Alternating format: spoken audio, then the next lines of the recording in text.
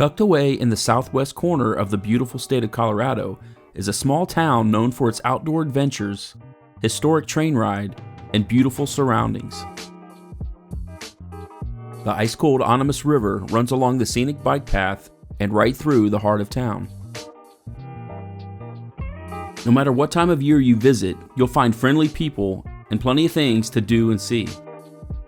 This small town is surrounded by several other old mining towns, the San Juan National Forest, and a national park. You could easily spend the entire month exploring this region of Colorado and still not see it all. So sit back, grab your favorite snack as we explore some of the best things to see and do in this small town known as Durango, Colorado.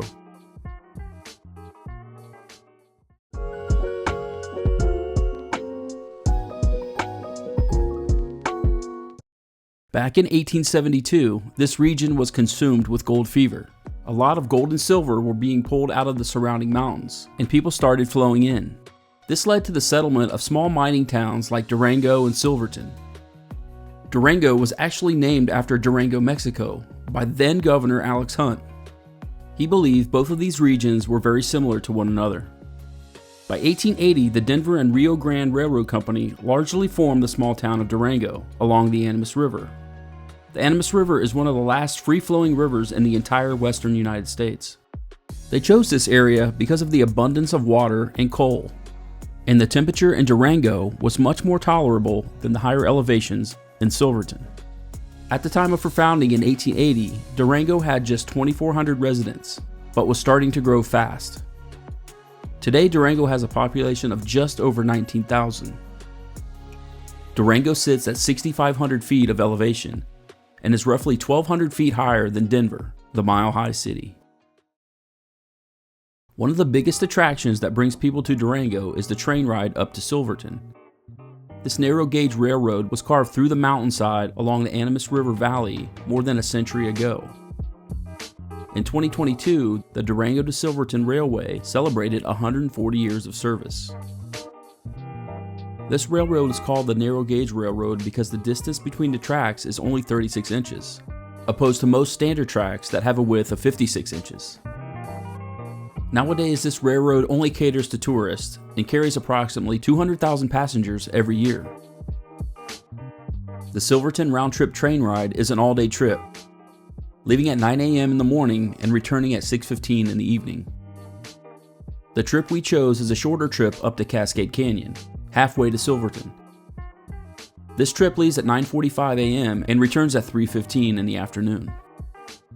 The Cascade Canyon trip is basically a 4-hour round-trip train ride with an hour stop along the river in the canyon. Once you're there, you can have lunch at one of the picnic tables or find a private spot along the river. There is a short hiking trail that leads to a bridge just north of where the train stops, but there really isn't anything else in the area. Plus, you just don't have that much time. The Silverton trip has several different classes of seating, but the Cascade Canyon trip only has 2. The open-air gondola, which is bench seating, and the vintage coach is an enclosed standard train car with forward-facing seats. These seats are a lot more padded and comfortable than the bench-style gondola seats. Every train has a concession car that opens up about 30 minutes after you depart. They have a variety of food and drink options, including alcohol, that have a typical tourist tax, making them a little more than they probably should be. We tried the pulled pork sandwich, which they advertised as amazing. I'll be generous and give it 3 stars. I would recommend eating breakfast before you leave and bring some snacks for the trip. Have a late lunch or early dinner when you get back, or pack a lunch and eat when you stop at Cascade Canyon. I would also recommend to buy the souvenir cup because you get free refills the entire trip. If you're afraid of heights, just be aware that several parts of this trip will be on the edge of steep drop-offs. Once you finish the train ride, make sure to stop by the free museum located at the back side of the train station. It's not a huge place, but it's packed full of some pretty cool stuff. They also have a big model train display set up in the rear. You will probably end up spending more time here than you think. One of the biggest landmarks in Durango is the Strater Hotel. Built in 1887, this hotel has welcomed millions of guests from all over the world and just celebrated her 135th year of operation in 2022. Step back in time when you step through the front door, because this hotel hasn't changed much since the 20th century. The downtown area of Durango is lined with small one-of-a-kind shops and a variety of food options. You can easily spend most of the day shopping and eating, and take in the occasional street performer. It's a pretty easy town to get around in. They even have a free trolley that will run you around in the summer months. When the sun starts to set, head over to the 11th Street station for a drink, live music, and some tasty food truck options. You can find big ramen bowls, pizza, and unique sliders, just to name some of the food options. Everyone I encountered in town was very friendly and easy to talk to, and it seemed like everyone had a dog. Right in the middle of town is Santa Rita and Whitewater Park. Both of these parks are close together and are connected by the bike path. These parks are along the river, and there's even a large area at Whitewater Park where you can watch the kayakers and rafters come through the best rapids in Durango.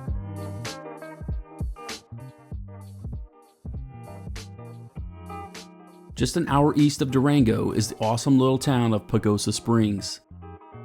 People come here mainly for the hot springs and the river rafting in the summer. You can rent tubes or two-man kayaks and navigate the refreshing river all the way through town and past the hot springs. The hot springs is right on the bank of the river in the middle of town. There's a nice little river walk and observation deck across the river from the hot springs. So if you're going to be in this area, Pagosa Springs is definitely worth a visit. There are over 1,000 archaeological sites within Durango city limits. If you head west for 36 miles, you'll find some of the coolest at Mesa Verde National Park. A couple of things that you should know before you go. From the park entrance to the cave dwellings is about a 20-mile drive through mountainous terrain that takes about 45 minutes. You can only enter the cave dwellings with a guided ranger tour that only takes place certain times of the year, so make sure to check their website before you go. Other than that, you can drive around the giant loop on your own and stop at the different viewpoints. You'll be able to see the cave dwellings from a distance. Mesa Verde contains the best preserved ancestral Puebloan archaeological sites in the United States. If you drive north about 25 miles past the hot springs, you'll run into Purgatory Ski Resort, formerly known as the Durango Mountain Resort. The Purgatory Resort was voted as having the best ski weather in America for more than 10 times running by Ski Magazine. There are over 40 miles of groomed terrain here. Well, that's going to wrap this quick look at Durango, Colorado up. I hope you enjoyed watching it as much as I enjoyed making it.